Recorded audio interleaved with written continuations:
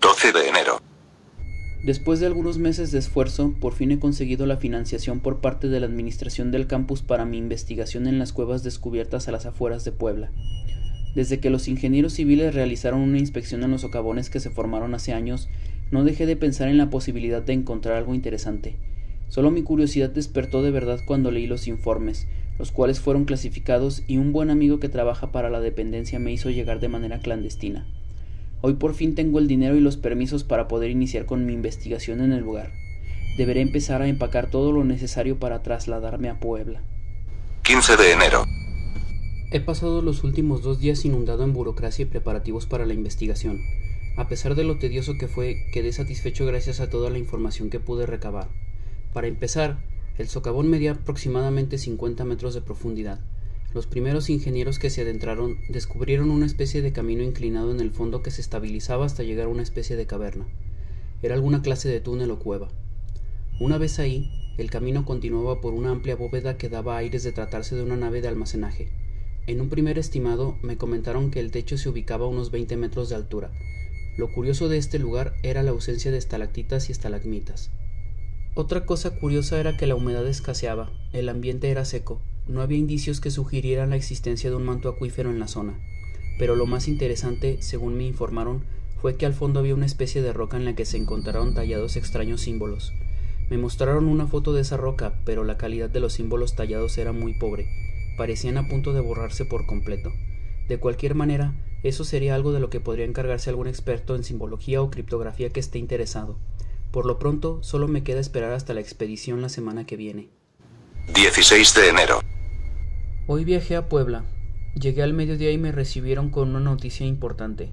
Se realizó una nueva inspección en la que participaron rescatistas de Protección Civil y varios ingenieros para comprobar las medidas de seguridad para la expedición. Durante la instalación de la iluminación del lugar, se encontraron restos humanos fosilizados detrás de la roca que esperaba analizar pronto. Dado el estado en el que se descubrieron, algún ingeniero contactó al museo local para hacérselo saber. Tal parece que también habrá arqueólogos en la caverna. 18 de enero. La expedición tuvo que retrasarse debido a los hallazgos de restos humanos. El equipo de arqueólogos que llegó a la caverna debió asegurarlos primero con la excusa de que podría tratarse de una tumba antigua. Al menos eso fue lo que me comentó el director del museo durante nuestra llamada por teléfono. Por lo tanto, tendré que esperar a mañana para poder entrar yo también. Por otro lado, debo reconocer que la forma en la que se encontraron dispuestos los restos resultó ser un tanto peculiar. Me perturban un poco sus posturas, según las fotos que me enviaron por correo electrónico. Espero que no me distraigan mucho de mis propios estudios el día de mañana. 19 de enero. Hoy por fin he entrado en la caverna. Nada más llegar al sitio donde se ubicaba, me guiaron hasta una carpa en la que tuve la oportunidad de intercambiar algunas palabras con el capitán de Protección Civil y el líder del grupo de arqueólogos. Pese a que no es mi rubro, reconozco que me quedé fascinado por las primeras hipótesis del arqueólogo. Dichos restos tenían indicios de haber sido depositados en aquella bóveda hacía al menos unos 2000 años.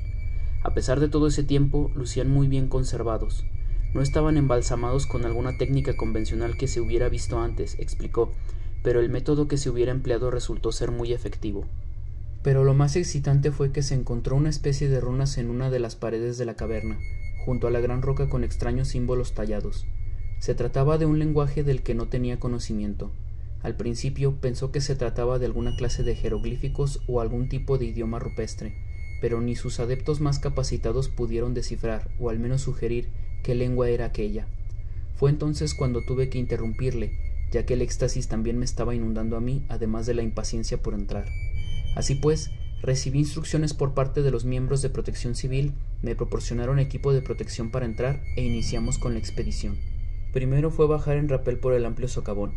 Al fondo pude distinguir los haces de luz producidos por las luminarias de alta potencia.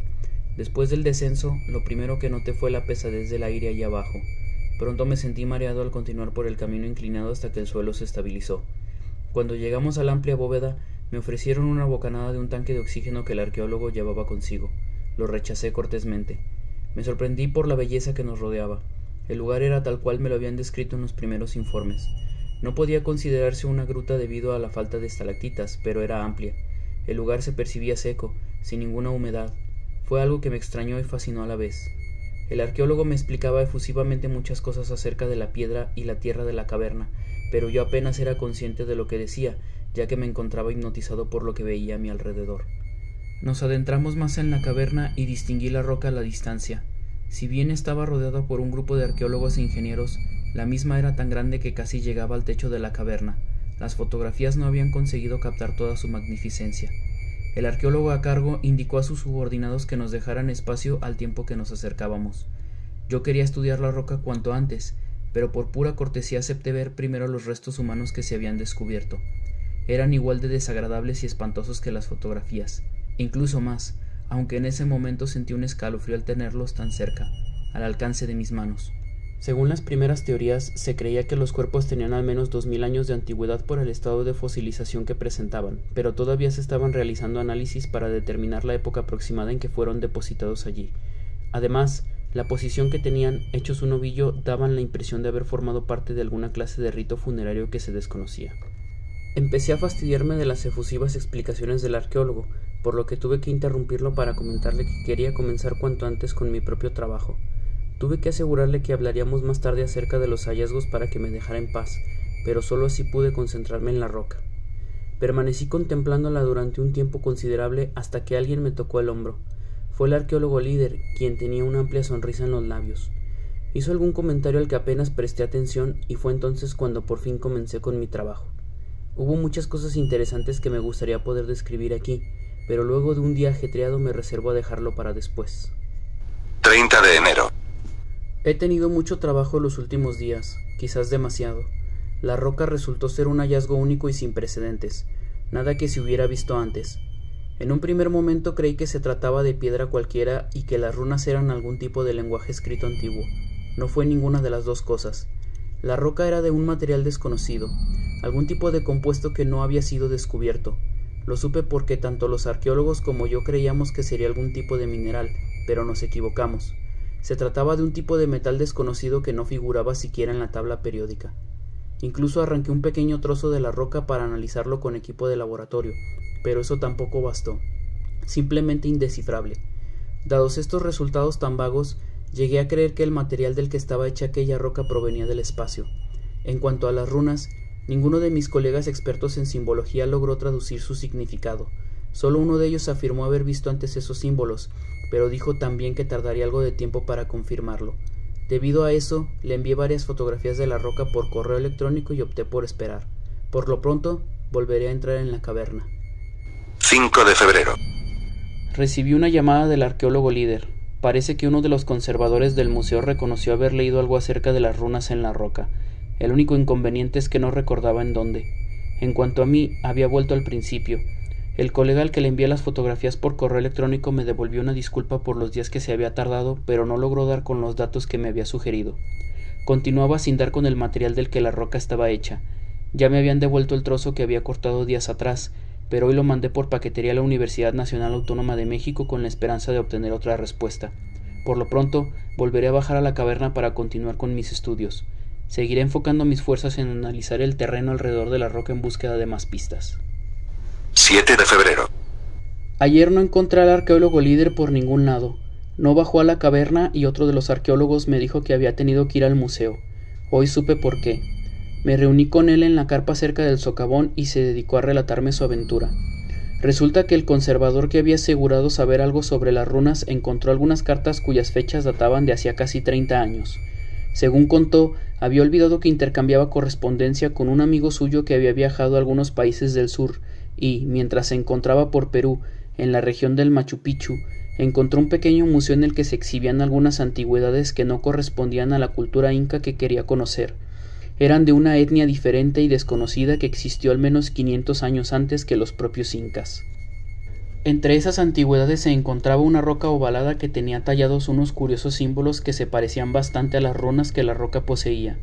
Por fortuna, el amigo del conservador había incluido una foto instantánea del artículo, que el arqueólogo me mostró, y con gran sorpresa comprobé que las marcas talladas eran runas del mismo tipo que las de la roca en la caverna. Claro que esto no había sido la razón completa por la que el arqueólogo líder se había ausentado el día anterior. Ante tal hallazgo, el arqueólogo insistió al conservador para que se pusiera en contacto con su amigo y le preguntara más cosas acerca de ese museo. Sin embargo, dicho amigo ya había fallecido tiempo atrás, y entonces el arqueólogo líder se dedicó a investigar lo que pudo acerca de ese museo. No fue una tarea fácil, ya que las cartas del amigo del conservador no decían mucho acerca de ese sitio ni el remitente de las cartas coincidía con la región. No se trataba tampoco de una institución reconocida por el gobierno. Era como si se tratase de una mera curiosidad con la que el autor de las cartas se había cruzado en sus viajes. Solo un antropólogo peruano consiguió brindar pistas más exactas al arqueólogo acerca de ese supuesto museo. Le confirmó que se trataba de un recinto completamente privado que no tenía respaldo alguno del sector académico ni gubernamental, y que se dedicaban más a atraer posibles turistas a la localidad en la que se ubicaba. Para empeorar las cosas, los administradores se negaron rotundamente a prestar las piezas que exhibían para que fueran analizadas por expertos, aunque permitieron visitas bajo la condición de no ser presionados para cederlas ni estudiarlas. Tenían a sus propios estudiosos que habían confirmado su supuesta autenticidad como tesoros del mundo antiguo. El antropólogo peruano en persona había visto esas piezas, y aseguró que las inscripciones en nuestra roca coincidían con los símbolos de la piedra ovalada que se hallaba descrita en las cartas del conservador. En este punto, el rostro del arqueólogo líder se ensombreció. Al preguntarle qué más le había dicho aquel antropólogo, me confesó que no quedaba mucho más. El pequeño museo que resguardaba aquellas piezas se incendió, y todo lo que tenía se perdió entre las llamas hace 15 años. La única pista que el mundo podía ofrecer sobre lo que podían significar las runas terminó convirtiéndose en cenizas. Cuando le pregunté acerca del siniestro, el arqueólogo me respondió que las autoridades peruanas declararon que todo había sido provocado. Alguien había iniciado el fuego que acabó con miles de años de historia materializados en objetos, y lo peor es que nunca se descubrió al culpable. Otra vez nos habían devuelto al principio. 10 de febrero. Hoy recibí los resultados de los análisis que solicité a la Universidad Nacional Autónoma de México, un material desconocido. Aunque ya me esperaba ese resultado, lo que me molestó de verdad fue que tuvieran la osadía de retener la muestra que les envié junto con la solicitud. Supuestamente la enviarían ellos a su vez a otro laboratorio mejor equipado en Estados Unidos, todo sin mi consentimiento, aunque aseguraron que me proporcionarían el crédito y todos los datos que pudieran arrojar estos nuevos estudios. Solo espero que esto no despierte la curiosidad de los estadounidenses al grado de querer venir al país para ver la roca de la que provenía ese trozo. 15 de febrero. Justo cuando comenzaba a sentir que me encontraba estancado, recibí un correo electrónico de una dirección empresarial. Al abrirlo, noté que estaba escrito en inglés y la firma estaba membretada con el sello de una prestigiosa universidad de Massachusetts. Era de parte de un tal John Aristide, astrólogo, antropólogo y geólogo que también daba clases en aquella universidad. Su comunicado me dejó boquiabierto. Después de las formalidades y su presentación, lo primero que mencionó fue el placer que sentía de conocer al investigador encargado de uno de los hallazgos más impresionantes de la década. Luego, procedió a explicarme los resultados de un extenso análisis al material que se le había proporcionado. En primera instancia, descubrió que el compuesto de la roca es de un material desconocido, como ya me temía, pero se trataba de un metal que ya había visto antes. En su carta explicó que hace muchos años, en 1929, se descubrió una roca de tamaño considerable en una región montañosa del norte de Estados Unidos. La misma se hallaba oculta dentro de una cueva, a unos 30 o 40 metros de profundidad, y que tanto en las paredes como en la propia roca había tallados extraños jeroglíficos que les resultó imposible descifrar. Debido a la ubicación, les fue imposible a los arqueólogos y ayudantes sacarla para realizarle estudios adecuadamente, así que cortaron varios trozos, sin dañar las inscripciones, y los enviaron a distintos laboratorios para analizarlos. Ninguno logró dar con la respuesta, pero dos de ellos, uno que pertenecía a la universidad para la que el profesor trabajaba ahora, conservaron el material para que se pudiera recolectar mayor información acerca de su compuesto con los años. Aún en la actualidad se continuaba con las investigaciones, de las que el profesor Aristide era partícipe activo, y el último dato que ellos tenían era que en un museo de una pequeña localidad de Perú poseían una pieza fabricada con el mismo material del que era aquella roca. Desgraciadamente, la administración del mismo se negó a prestar la pieza para estudiarla y sugirió que, si querían observarla, podían acudir cuando quisieran para hacerlo. Les tomaron la palabra y viajaron hasta Perú para ver la pieza. Lo hicieron un par de veces, en la que los trabajadores del museo les brindaron toda la información que poseían. En ese momento descubrieron que se trataba del mismo material, pero al acudir en una tercera ocasión se encontraron con que el museo se había incendiado y todo lo que resguardaba se había destruido. A pesar de tratarse de un nuevo tipo de metal, la pieza ovalada se carbonizó por completo y acabó hecha cenizas como si se tratase de madera. Sin embargo, lejos de perder las esperanzas, siguieron con sus propias pesquisas y casi dejaron de lado el asunto hasta que recibieron un paquete enviado por la Universidad Nacional Autónoma de México, mi propio trozo de roca con una composición idéntica a la que habían estado estudiando por varios años. De allí, su correo se resumió a una amable petición de permitirle formar parte de mi investigación, a lo cual, si aceptaba, estaba dispuesto a correr con todos los gastos de su bolsillo y me proporcionaría todos los datos que tenía a su disposición. De lo contrario, únicamente me devolvería el trozo por paquetería. Ante aquella propuesta, le escribí mi respuesta y esperé a que me contestara. Ojalá no tarde mucho. 20 de febrero. El profesor Arístide llegó al país la tarde de ayer y hoy por la mañana se presentó en la carpa junto con su asistente. Los dos llevaban consigo una gruesa mochila con algunos instrumentos de laboratorio y 2 maletas repletas de carpetas y libretas con distintos apuntes. El arqueólogo líder y yo los recibimos y les ofrecimos un espacio para que pudieran trabajar. Se instalaron rápidamente y nos pasamos buena tarde de la jornada charlando de toda la información que ellos poseían. Ya le había hablado al arqueólogo líder acerca de aquel descubrimiento en el correo electrónico, pero al leer las notas, los recortes de periódico y todos los informes que se habían redactado hasta la actualidad, admitió estar impresionado. Aquel par de extranjeros había llegado para ofrecernos todo lo que nosotros desconocíamos acerca de la roca con inscripciones y los fósiles humanos que se hallaban dentro de la caverna. Nosotros solo habíamos descubierto que un museo en Perú poseía piezas pertenecientes a una civilización antigua de la que supuestamente no existían registros, pero el profesor había viajado hasta allí para obtener información y ampliar su conocimiento del tema. En compañía de colegas suyos y especialistas en la materia, viajaron hasta el museo en un par de ocasiones antes de ser destruido por un incendio. Durante las reuniones con la administración del museo y los especialistas que habían brindado las piezas, les explicaron que, en efecto, se trataba de una cultura que existió antes que los incas. Según nos explicó, esta civilización poseía su propio lenguaje y su sistema de escritura, las runas que poseían los objetos y las piedras. Sin embargo, no existían indicios que probaran que ellos los hubieran ideado. Parecía más bien que ellos los habían adoptado. Según las especulaciones de los trabajadores del museo, alguna otra cultura les había proporcionado este conocimiento y ellos la habían perfeccionado. Su dominio del lenguaje era impresionante, por lo que costaba trabajo creer que hubiera sido invención suya. No obstante, carecían de registros que lo aclararan. De lo que sí tenían registros era que se habían ubicado zonas arqueológicas en otros puntos en los que se hallaban recintos y tesoros muy parecidos con los que este museo ofrecía, algunas de ellas casi inaccesibles, cuyas entradas habían sido cerradas para siempre por derrumbes y deslaves típicos de las regiones en donde se encontraban. Otra cosa curiosa es que los lugares dibujaban una especie de ruta que se dirigía hacia el norte. La administración del museo había mantenido contacto con algunos recintos de otros países, tales como Ecuador, Panamá e incluso de Honduras, los cuales resguardaban en sus galerías algunas piezas cuyos patrones coincidían con los de la cultura descubierta inicialmente en Perú. Así pues, el profesor Arístide encabezó una búsqueda a través de estos museos con la esperanza de develar más datos acerca de aquella civilización. Fue en Honduras donde descubrió nueva información que dirigió la investigación hacia otras ramas en el campo de la arqueología. En un museo de aquel país, donde encontraron un monolito con una prolífica inscripción tallada en su superficie, descubrieron que la civilización era nómada, no pertenecían exclusivamente a Sudamérica. Al parecer, se trataba de una tribu que era guiada por sus creencias religiosas y la lectura de los astros.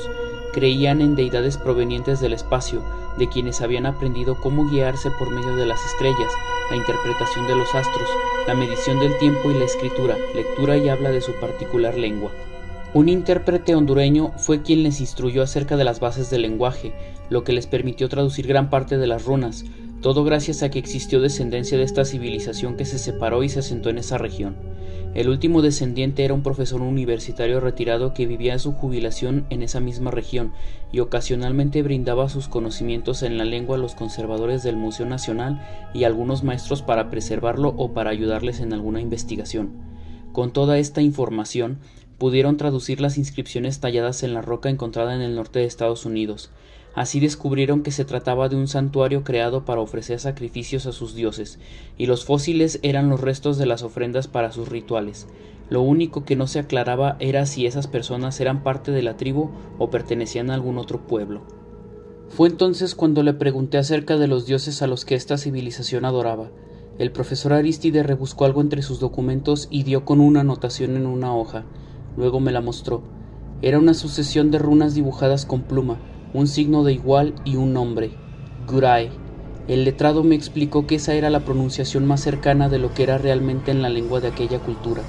El nombre se repetía en las inscripciones de varios objetos en los que encontraron las mismas runas. Al parecer era su dios principal, aunque no tenían más información. Según dijo, no le sorprendería si encontraba ese mismo nombre en la roca dentro de la caverna. Guray. Al hacer memoria, me pareció que sí había visto esa sucesión de runas en la roca.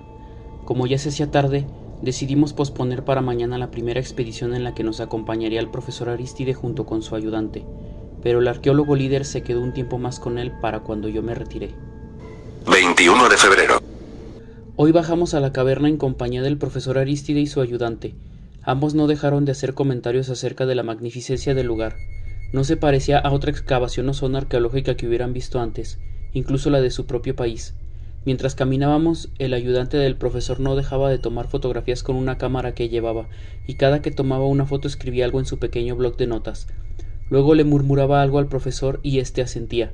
Hablaban muy bajo y no me atreví a preguntar qué decían. No fue así con el arqueólogo líder, quien hablaba con ellos con toda naturalidad y parecían intercambiar opiniones e hipótesis según sus propios conocimientos. A él se le veía muy animado y no dejaba de hacerle preguntas al profesor. Cuando llegamos ante la roca, los dos extranjeros exclamaron impresionados al verla. Dijeron algo, pero no les entendí nada. Lo verdaderamente llamativo fue que el ayudante del profesor se arrodilló y masculló algo que no comprendí, para luego fotografiar la roca desde distintos ángulos. El profesor Arístide, por su parte, se acercó a la roca para tocarla. Luego comentó que, en definitiva, era el mismo material que ya había visto antes. En cuanto a los fósiles, afirmó que se trataban de los restos humanos de quienes hubieran sido ofrecidos en sacrificio al misterioso dios Guray. Entonces le pregunté acerca de aquel dios, y todo lo que me dijo fue que, según aquella civilización, era una entidad que había venido del espacio para enseñarles el camino de las estrellas. Le pregunté hacia dónde se creía que llevaba aquel camino, pero solo negó con la cabeza y dijo que esperaba encontrar esa respuesta en el altar.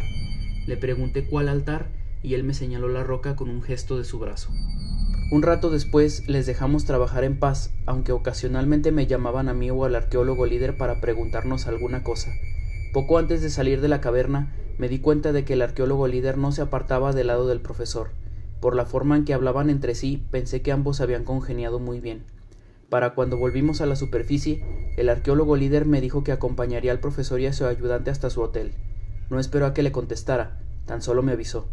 Me pareció que el arqueólogo líder se estaba entusiasmando demasiado. 22 de febrero.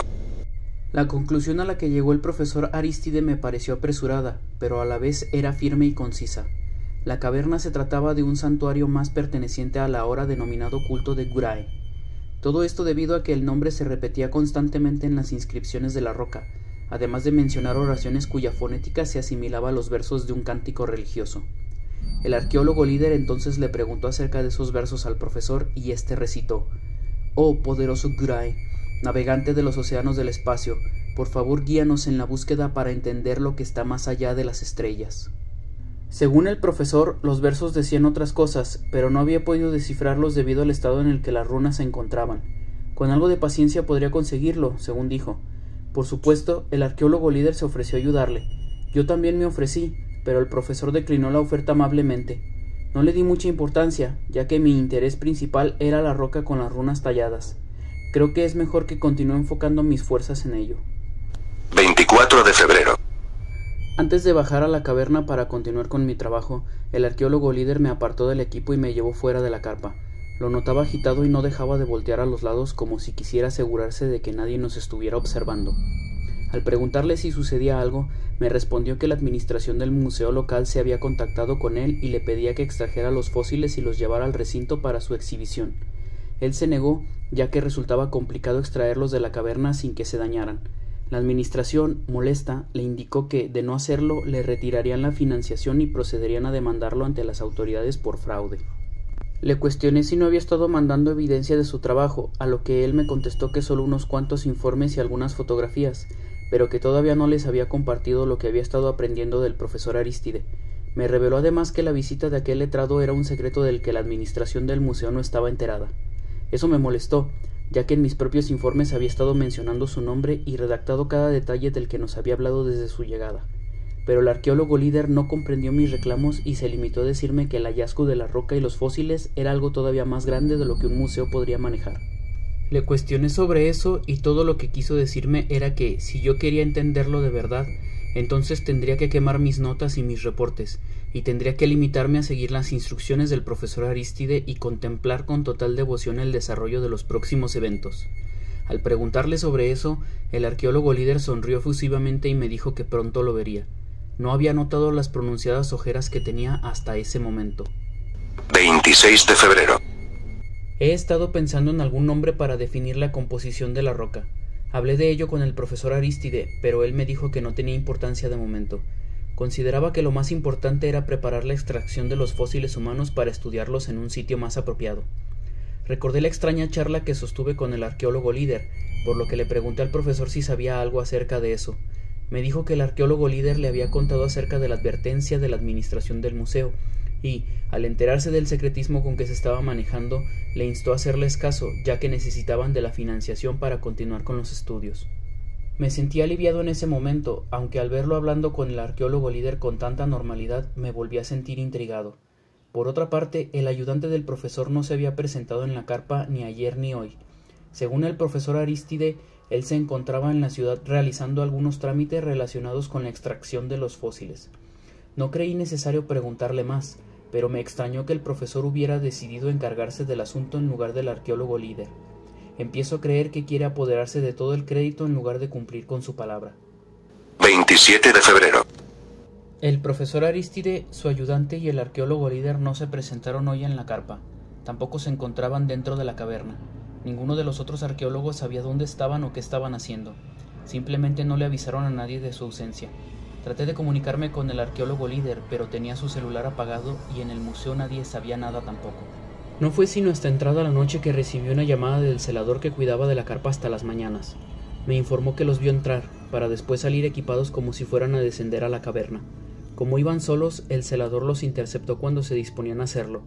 Al preguntarle si pretendían bajar a esas horas, el arqueólogo líder le respondió que solo iban a comprobar algo que acababan de descubrir después de haber estado trabajando en el museo. El celador notó que los tres tenían una actitud rara, como si estuvieran ocultando algo, pero en lugar de insistirles para que no entraran en la caverna, decidió llamarme. Me preguntó si debía llamar a las autoridades, ya que los tres seguían en las profundidades y no habían salido todavía. Al preguntarle cuánto tiempo llevaban allí abajo, el celador me indicó que 2 horas. Me apresuré a alistarme y me dirigí allí lo más rápido que pude en compañía de 2 ingenieros. El celador nos recibió en la carpa. De inmediato nos informó que los 3 hombres acababan de marcharse del lugar. Después de mi llamada, ellos salieron por fin del socavón y se apresuraron a meterse en la carpa. El celador intentó entrar allí, pero el ayudante del profesor Arístide se lo impidió. Al cuestionarle por qué no podía entrar, el ayudante se limitó a decirle que se trataba de algo que no comprendería. Acto seguido, lo instó a alejarse y que no se atreviera a voltear hacia atrás mientras lo hiciera. Entonces el celador escuchó un ruido extraño que provino del interior. Lo describió como una especie de chapoteo. Se asustó y obedeció al ayudante del profesor, y cuando vio que salían de la carpa, por algún motivo se ocultó en su vehículo para no verlos mientras se marchaban. Cuando estuvo seguro de haberse quedado solo nuevamente, entró en la carpa para intentar averiguar por qué no quisieron que entrara. El celador se quedó callado súbitamente y se negó a seguir hablando. Lo último que dijo antes de retirarse a su vehículo fue que, si tanto quería saberlo, yo mismo entrara en la carpa y lo viera con mis propios ojos. Así pues, me dirigí a la carpa en compañía de los ingenieros para ver aquello por mí mismo. En primer lugar nos asaltó un terrible tufo dulzón que se asemejaba bastante al de un cuerpo en descomposición sacado del agua. Uno de los ingenieros reprimió una arcada, para luego exclamar que aquel era un aroma asqueroso.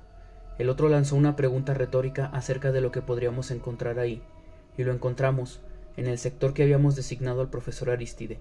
Allí había un escritorio y una mesa de trabajo en la que se hallaban dispuestos algunos equipos de laboratorio portátiles, un microscopio, algunos tubos de ensayo, matraces y varios mecheros de alcohol. Uno de estos se hallaba roto en el piso y el resto de utensilios estaban embadurnados con una extraña sustancia babosa, de un peculiar color tornasol que brillaba al recibir la luz del techo. Ninguno de los tres pudimos acercarnos más. Debido a que el olor se volvió más penetrante, salimos al exterior y alguno de los 2 ingenieros vomitó a mi lado. Después de aquello, les indiqué a los ingenieros que mandaran llamar a alguien para que se encargase de limpiar aquel desastre. No me importaba si debíamos mantener cerrada la carpa durante todo el día, si era necesario. Sentía que era prioritario limpiar aquella viscosidad, como si se tratase de algo que estuviera profanando nuestra investigación. Por otro lado, me decidí a tener una seria charla con el profesor Arístide y el arqueólogo líder. 2 de marzo. El equipo de limpieza tardó 2 días en limpiar la sustancia brillante que cubría el laboratorio improvisado del profesor Arístide. Durante ese tiempo traté de comunicarme con él y con el arqueólogo líder. No tuve éxito, y para empeorar las cosas tuve que dar la cara ante la administración del museo local como si yo tuviera algo que ver con lo que quiera que aquellos hombres estuvieran haciendo por debajo de la mesa. Lo que sí fue un hecho es que las amenazas de la administración se cumplieron. No querían saber nada más acerca de los últimos hallazgos siempre y cuando saliera de la boca del arqueólogo líder. Por ello emitieron una orden de búsqueda en su contra, y el resto de sus compañeros que estuvieron trabajando con él fueron llamados a rendir declaración ante las autoridades. En cuanto al equipo, se lo llevaron dejando solo el que pertenecía a Protección Civil. Por poco no lograba convencer a los ingenieros de que ellos no se marcharan también y me dejasen solo completamente, en especial por lo que encontramos dentro de la caverna cuando bajamos a investigar lo que quiera que hubieran hecho los 3 hombres días atrás. En las profundidades, antes de llegar a la roca con las runas talladas, había manchas de ese misterioso y apestoso fluido que encontramos dentro de la carpa el otro día. Tal como en aquel momento, el lugar hedía con el aroma putrefacto de cadáveres en descomposición. Era como si el equipo de ingenieros y yo nos hubiéramos metido dentro de las fauces de una bestia. El ambiente en el lugar era insoportable. El hedor me mareaba, mientras que a otros de los presentes les hacía vomitar. A pesar de que contamos con el equipo necesario para entrar nuevamente sin que nos afectase el olor, ninguno de nosotros lo hizo por el resto del día. No culpo a nadie, ni a mí mismo, pues ninguno estaba preparado mentalmente para enfrentar lo que quiera que hubiera allá debajo aguardando a ser encontrado. Ahora, más que nunca, me gustaría hablar con el arqueólogo líder y el profesor Arístide y así poder resolver todo este maldito misterio. 3 de marzo. Entramos de nuevo en la caverna, esta vez con máscaras antigas y tanques de oxígeno para no tener que respirar el fétido aroma de la sustancia tornasol. Tal y como esperaba, el lugar estaba repleto de esa cosa brillante, incluso la roca con las runas talladas. Lo que sea que se hubiese realizado ahí había causado todo ese desastre. Sin embargo, no fue todo lo que encontramos.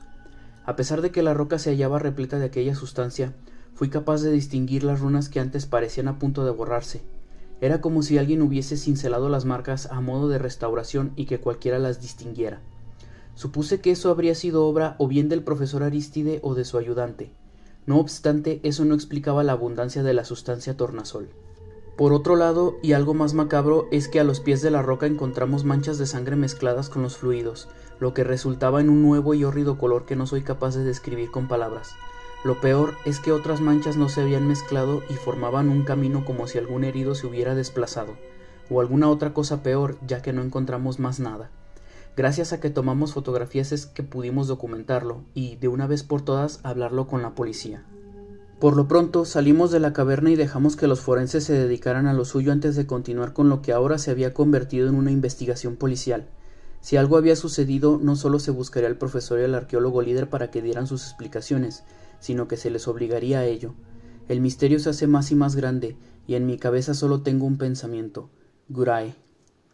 7 de marzo. Se emitió una orden de búsqueda y captura en contra del arqueólogo líder, el profesor Arístide y su ayudante, bajo una lista importante de cargos imputados a través de una denuncia presentada por la administración del museo local. Fui llamado a declarar, ya que yo acepté el ofrecimiento del profesor Arístide de asistirnos en la investigación, y solo entonces descubrí que todo eso había sido un fraude. A pesar de que la universidad a la que el profesor Arístide se refería era real, no era cierto que trabajaba con ellos. Los abogados de dicha universidad, quienes viajaron desde los Estados Unidos, me informaron en persona que el profesor efectivamente había trabajado en la institución algunos años en el pasado, pero que debido a ciertas diferencias y abusos de su parte, la administración optó por despedirlo y solicitar a la facultad que le fuesen retirados sus títulos. Al preguntarles más detalles acerca de semejante decisión, ellos me dijeron que no estaban en posición de informármelo. Para ello, me tomé el tiempo de contactar con la universidad por medio de mis contactos en la UNAM. La administración se negó a responder mis preguntas, pero los que habían sido los colegas del profesor me contactaron de manera informal por correo electrónico. Las cosas que me contaron fueron nauseabundas. El profesor Arístide había sido una figura de autoridad y respeto en sus mejores años. Estaba bien versado en distintas materias y estaba a cargo de las investigaciones que habían iniciado en 1929 con el hallazgo de una piedra de material extraño. Tras años de indagaciones, la actitud del profesor empezó a deformarse. Comenzó a realizar ciertos experimentos que ponían en duda sus descubrimientos. No se detuvo a pesar de las indicaciones que la administración de la universidad le proporcionaba. Los desobedeció y continuó realizando sus experimentos sin ningún tipo de autorización. Algunos de sus colaboradores desaparecieron en extrañas circunstancias, y ya que él no era capaz de ofrecer alguna explicación clara, se le señaló de culpable y fue echado de la universidad. Presentaron cargos en su contra, pero los delitos se redujeron a cosas que se pudieron arreglar fuera de los tribunales y con compensaciones económicas de por medio. El profesor Aristide desapareció de la escena académica al ser rechazado múltiples veces por distintas instituciones y no se supo nada de él hasta estos días. Cuando les pregunté a mis interlocutores acerca de esos experimentos, solo uno de ellos me respondió que desconocía de qué se trataban, pero que dejaban tras de sí un extraño fluido de color tornasol que brillaba con la luz, el mismo residuo que ahora se encontraba dentro de la caverna. Les agradecí la información y me dediqué a reflexionar todo el asunto. Si bien se trataba de un descubrimiento intrigante, considero que ahora ya no vale la pena seguir adelante. Si había algo más que se pudiera sacar de todo ello, no seré yo quien lo averigüe. 10 de marzo. Decidí deslindarme de toda responsabilidad luego de las sugerencias de mi abogado. El fiscal a cargo de la investigación me agradeció todos los testimonios, pero afirmó que existía una pequeña probabilidad de que fuera mandado llamar de nuevo si lo ameritaba el caso. Después del protocolo, regresé a mi hotel dispuesto a empacar todo para volver a casa. Pero al volver allí, la recepcionista me detuvo antes de llegar al ascensor para informarme que alguien me había dejado un mensaje. Me entregó un pequeño sobre que abrí en cuanto llegué a mi habitación. Dentro había una pequeña nota. Era del arqueólogo líder y me solicitaba que me presentara en el socavón dentro de 3 días a medianoche. El motivo: quería mostrarme los resultados de toda su investigación junto con el profesor Aristide. Debajo, junto a su firma, había una mancha de color tornasol que brillaba con la luz. Por supuesto que llamé a la policía para informarles de ello. En respuesta, solicitaron de mi apoyo para poder capturar al arqueólogo líder. No quería ayudarlos, ya que solo quería marcharme, pero si era lo que faltaba para poder largarme de allí y olvidarme de todo, acepté hacerlo. Espero que sea lo último que tenga relación con todo esto. Fecha ilegible. Todo salió mal, terriblemente mal. No sé ni por dónde debería comenzar a explicar. Solo lo escribiré. Acudí a la cita con el arqueólogo líder en compañía de un detective y 4 oficiales de policía. Debido a que los delitos de los que se acusaba a los 3 hombres no eran muy graves, no se consideró emplear un equipo numeroso de agentes. No obstante, los policías iban armados en caso de alguna eventualidad. Algo prudente, pero al final inútil. El plan fue simple al principio. Yo me dirigiría solo a la carpa, donde me reuniría con los 3 hombres. El detective se apostaría junto con 2 de los policías a varios metros de la carpa esperando el momento adecuado para arrestarlos, mientras que los otros 2 se quedarían a vigilar los alrededores ante la posibilidad de que intentasen escapar. Convencido de que aquel plan funcionaría, los 6 nos dirigimos a la carpa. Un coche patrulla siguió el taxi en el que yo iba a una distancia prudente y con los códigos apagados. Hacía días que el celador se había marchado para no volver. Ahí ya no había nada de valor que cuidar, así que simplemente se fue. Lo último que me dijo fue que se tomaría unas vacaciones para tratar de olvidar lo que había vivido antes de que la policía interviniese. Ahora tan solo quedaba una cinta amarilla rota que ondeaba con la leve brisa que soplaba. Cuando el taxi se detuvo a buena distancia de la carpa, durante un momento sopesé la idea de pedirle al taxista que arrancara de nuevo y me llevara al aeropuerto más próximo para olvidarme de todo. Incluso el hombre me preguntó si realmente quería que me dejara ahí. Le contesté que no había problema y bajé del auto. Según lo planeado, parecía como si me hallara solo en aquel páramo. A lo lejos oí el rechinido de unos frenos que anunciaban la llegada del detective y los oficiales que me acompañarían. Delante de mí se encontraba la carpa y miré que había luz en su interior. Ellos debían estar esperándome allí. Eché a andar, pero a pocos metros de llegar a la carpa 2 sombras encapuchadas salieron de su interior. Ambas se retiraron las capuchas. Eran el profesor Aristide y el arqueólogo líder, pero el ayudante del profesor no salió. Se acercaron a mí y me saludaron con mucha cordialidad, como si no supieran que yo había declarado en su contra y que ahora mismo estuviera conspirando para que fuesen arrestados. Su actitud era sincera. No obstante, el arqueólogo líder me saludó con la mano izquierda en lugar de la derecha. Me invitaron a entrar en la carpa. Antes de entrar, eché un vistazo hacia atrás. No había nada, pero esperaba haber podido distinguir la patrulla en donde se encontraban el detective y los oficiales. Me preguntaron si ocurría algo malo, por lo que tuve que fingir que no. Dentro de la carpa tampoco se encontraba el ayudante del profesor. Él notó mi extrañeza y me informó que su ayudante se encontraba realizando una tarea que le encargó para aquella noche. Le pregunté qué clase de tarea y él tan solo me sonrió. Me dijo que no necesitaba preocuparme de eso. Acto seguido se encaminó hacia una mesa plegable que había instalada allí. Sobre la mesa se encontraban muchos libros y varios de ellos lucían viejos y maltratados. Me señaló que se trataban de registros antiguos acerca de lo que nosotros llamábamos el culto de Gurae. Algunos de ellos los había conseguido en sus peripecias por encontrar respuestas, aunque la mayoría habían sido comprados en distintos bazares de América Latina. Libros que alguien había retirado de alguna biblioteca en la que solo acumulaban polvo en las estanterías y que nadie quería leer, o rematados en una venta de jardín o liquidación en una librería de viejo. Libros de los que probablemente nadie conocía su contenido, excepto el propio profesor Arístide. Entonces el profesor tomó uno, lo abrió en cierta página y me lo tendió. En la página había un grabado impreso con runas que se repetían. Gurae, otra vez. El profesor Arístide entonces me explicó que, al igual que él, hubo otros estudiosos del culto de Gurae antes, los mismos que lo guiaron hasta donde se encontraba ahora, en aras de encontrar respuestas acerca de la entidad desconocida a la que aquella civilización rendía culto. Descubrió lo que representaba para ellos, y se maravilló de la devoción con la que creían en ella. Obtuvo más y más conocimientos, incluso más de los que la propia universidad le había proporcionado. Pero entonces supo lo de los ritos, una serie de rituales a los que se referían ciertos escritos. El profesor me quitó el libro y me alcanzó en su lugar uno más delgado. De la misma forma lo abrió y me señaló un pasaje escrito en un portugués roto y una fotografía de una inscripción rúnica. Afirmó que allí se describía un supuesto ritual que una tribu realizaba en medio de las selvas tropicales, con la intención de rendir tributo a un dios desconocido. Acto seguido sacó una libreta de taquigrafía en la que había una traducción hecha a mano de ese mismo pasaje. Afirmó que quien hubiera escrito aquel libro en portugués se equivocó en algunos términos y confundió la adoración con sacrificio.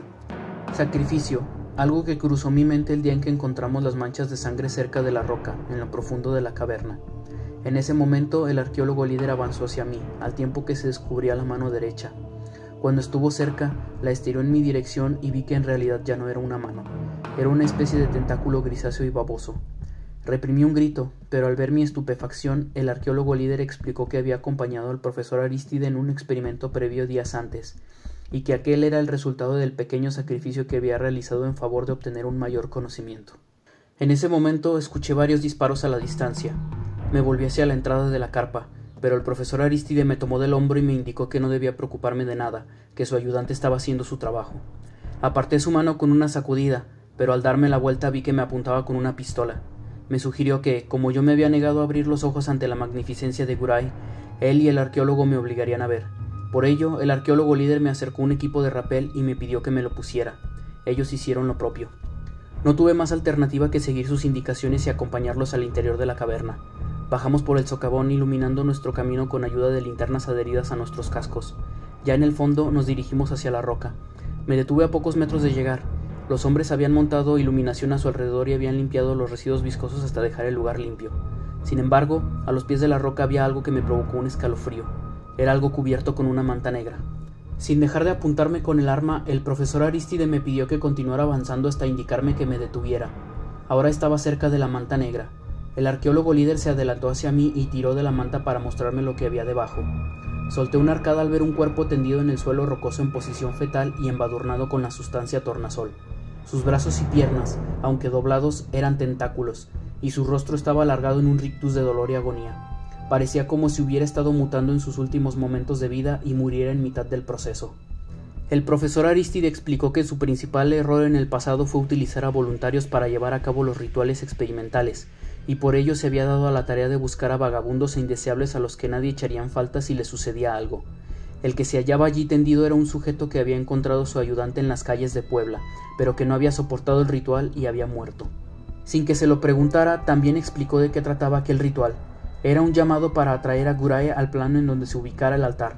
La roca era el altar, y a su vez ésta funcionaba como un portal por el que Gurae entraría y reclamaría su sacrificio para poder permanecer aquí. El sacrificio era un trozo de carne, y dependiendo de lo grande que fuera y el raciocinio que poseyera, mayor sería el tiempo que Gurae permanecería en el plano. Hasta ahora habían sido pequeños avistamientos, por lo que el profesor Arístide llegó a la conclusión de que debían realizar un sacrificio mayor. Por ello empleó a colaboradores suyos, y en algún punto, antes de ser despedido por la universidad, consiguió que Gurae le hablase. La entidad le pidió que ofreciera más sacrificios y pretendía que lograse entrar en nuestro mundo por completo. Por ello, llegó a la conclusión de que solo una mente privilegiada podría ser un sacrificio adecuado para su causa. Por ello me había llevado hasta allí. El profesor Arístide había decidido convertirse en el nuevo sacrificio, el definitivo para la llegada de Gurae a nuestro mundo. y yo me encontraba allí para convertirme en el testigo que daría fe de su llegada, pues el arqueólogo líder se convertiría en el sucesor de todos los conocimientos acerca de Guray, quien mantendría vivo su culto y llevaría a cada rincón del planeta su enseñanza para dominar a todas las religiones. El profesor sabía todo lo que sus palabras implicaban, la posibilidad de desaparecer del mundo, pero también la posibilidad de convertirse en uno de los vasallos de Guray si lograba sobrevivir al ritual. Y sin más preámbulos, le pasó la pistola al arqueólogo y le pidió que no me dejara escapar. Si lo intentaba, debía matarme. Entonces se acercó a la roca, la acarició durante unos momentos y comenzó a recitar una serie de cánticos, primero en inglés, luego en una lengua que no reconocí. Debía ser aquella que empleaba el culto original de Guray, tantos siglos en el pasado. Levantó los brazos y recitó los cánticos con mayor ímpetu, cuando las runas talladas en la roca comenzaron a brillar con intensidad. Al cabo de varios minutos, la luz en la roca empezó a parpadear y a lo lejos se escuchó una especie de gruñido seguido de alguna clase de gañidos distorsionados. El profesor Arístide sacó un cuchillo de entre sus ropas y se lastimó uno de los brazos para que la sangre empezara a manar. Los ruidos animales se volvieron más fuertes y un agujero se formó en la roca, el cual poco a poco se volvió más grande hasta que nos permitió vislumbrar una sombra amorfa que se asomaba. Aquella cosa se acercó al agujero, permitiendo que se distinguiera su horrenda constitución. Su cabeza era puntiaguda, como el rostro de un tiburón, y de su boca repleta de colmillos se extendían varios tentáculos sin ventosas que se alargaban hacia nosotros. Se arrastraba hacia nuestro plano y nos dejaba ver sus 8 ojos amarillentos y brillantes. Su saliva era de color tornasol, chasqueaba al gotear en el suelo y desprendía humo cuando lo hacía. Se acercaba más y más, incluso no parecía que fuera capaz de cruzar el pequeño agujero que lo separaba de nuestro mundo. El profesor Arístide entonó sus cánticos profanos con mayor fuerza, se hallaba claramente excitado, y aquella monstruosidad pronto lo alcanzó con sus tentáculos y lo atrajo hacia sí. Me llevé las manos a la cabeza, sin poder creer lo que estaba mirando. Aquel ser con aspecto inimaginable engulló al profesor Arístide y cerró su enorme quijada, luego la abrió y volvió a cerrarla, hasta que me di cuenta de que estaba masticando. Después de unos minutos, vomitó una masa humanoide que se hallaba envuelta en su saliva asquerosa y brillante. El profesor se había convertido en un nuevo ser, pero aullaba de dolor al tiempo que intentaba ponerse de pie. Volteé hacia el arqueólogo y éste contemplaba la escena con el rostro de un niño pequeño que ve algo impresionado. Me aproveché de la situación y le arrebaté la pistola sin mucho esfuerzo. Él trató de defenderse empleando su tentáculo derecho, pero abrí fuego en 2 ocasiones. El arqueólogo cayó al suelo, pero antes de echarme a correr vi que se retorcía de dolor. El profesor Arístide continuaba gritando, pero ya había conseguido mantenerse de pie. Las luces que había en el lugar hacían que su nuevo cuerpo refulgiera con un brillo macabro y sobrenatural. Sin pensármelo demasiado, apunté directo a su cabeza y disparé. Se produjo un estallido parecido al de un globo y el profesor emitió un alarido único que me provocó un nuevo escalofrío aún más intenso. La bestia tras él, Guray, soltó uno de aquellos ruidos incomprensibles y aquello fue suficiente para mí. Solté el arma y eché a correr. Corrí sin mirar atrás, tan solo escuchando los sonidos que Guray producía y sintiendo las vibraciones que anunciaban un posible derrumbe en la caverna. Debía salir de allí cuanto antes. Llegué hasta donde se encontraban las cuerdas de rapel y empecé a trepar, primero con dificultad, golpeándome contra las rocas varias veces, hasta tomar el ritmo y subir con cierta facilidad. Las primeras piedras comenzaron a desprenderse y caer. Los ruidos de Guray pronto se silenciaron, pero no podía considerarme victorioso aún sino hasta salir del socavón. Escalé tan rápido como pude. La tierra debajo de mí se desprendió y empezó a cubrirlo todo. Los omóplatos me quemaban y los brazos y piernas me palpitaban de dolor. Vi las estrellas y el borde, y con un último esfuerzo llegué a la superficie. Ni siquiera me di cuenta de que el derrumbe en el socavón se había detenido abruptamente a algunos metros de la cima. Me tendí en la tierra durante un tiempo incalculable, intentando recuperar el aliento, hasta que alguien entró en mi campo de visión. Era uno de los policías que había sido designado a resguardar el perímetro y estaba herido. Nada de gravedad, según dijo, pero todos sus compañeros y el detective no corrieron con la misma suerte, todos ellos muertos, al igual que el ayudante del profesor Arístide, y a lo lejos se oían varias sirenas. Después de eso todo se suscitó como un huracán de distintas emociones. Tuve que rendir declaración en el Ministerio Público varias veces, pero no pareció suficientemente convincente debido a que la caverna quedó sepultada por completo, y tampoco se iba a ordenar una excavación tan solo para comprobar si yo decía la verdad. Al menos el testimonio del oficial sobreviviente me aportó un poco de credibilidad. El ayudante del profesor había sido visto por varios testigos hablando con un vagabundo desaparecido para luego verlo alejarse junto con él. Durante la noche, después del fallido ritual, siguió las indicaciones del profesor Arístide y emboscó a los oficiales cuando menos se lo esperaban. Por fortuna no logró acabar con todos. Por otro lado, por poco perdí toda la documentación que había reunido durante mis investigaciones. aunque decidí guardarlo todo en una bóveda de seguridad en un banco extranjero por recomendación de mi abogado y mi psiquiatra. Sin embargo, eso no fue suficiente para apartar las pesadillas que ocasionalmente tengo a causa de lo ocurrido. La única forma que tuve de poder superarlo fue escribir esto en mi diario en el transcurso de varios días. Sin quererlo, también se había convertido en una bitácora que debió figurar como evidencia en la investigación policial acerca del profesor Arístide y el arqueólogo líder. Hoy en día sus cuerpos no han sido recuperados, ya que realizar una excavación para eso resulta ser costosa. Al parecer a las autoridades les bastó mi testimonio para dar a los 2 hombres por muertos y así cerrar el caso. Pero a mí no me bastó, busqué más respuestas y descubrí que no fue una casualidad que aquel museo en Perú se quemara. Alguien había decidido destruirlo para que el profesor Arístide no se hiciera con más artículos que le ayudaran en su búsqueda de Guray. Al parecer, hubo alguien más valiente que yo que se interpuso en su camino para que no consiguiera su objetivo, aunque al final lo logró. A su manera, pero lo hizo. Ahora yace a varios metros debajo de la tierra. Quiero pensar que junto al cadáver de aquella cosa siniestra que estuvo a punto de entrar en nuestro mundo, aunque no me hago de muchas esperanzas. Lo hecho está. Solo me queda seguir adelante con mi vida a pesar de las pesadillas que me acosan. Si esto no me ayuda, es muy probable que me vuelva loco. Necesitaré más medicamentos. Supongo que es todo. He decidido mudarme a otro país para evitar a los medios. No quiero que publiquen más sobre mí y lo que viví. Enviaré este diario mañana para que lo incluyan en el contenido de la bóveda y que nadie más nunca sepa los horrores que envuelven al culto de Guray y la misteriosa entidad que le da nombre. Debo ir a empacar. Este diario fue hallado en la habitación donde se encontró el cuerpo sin vida de un reconocido geólogo mexicano. Se cree que fue asesinado mientras dormía, y en la escena se encontró un extraño fluido viscoso de color tornasol. A la fecha, el forense no ha logrado determinar lo que es aquel fluido.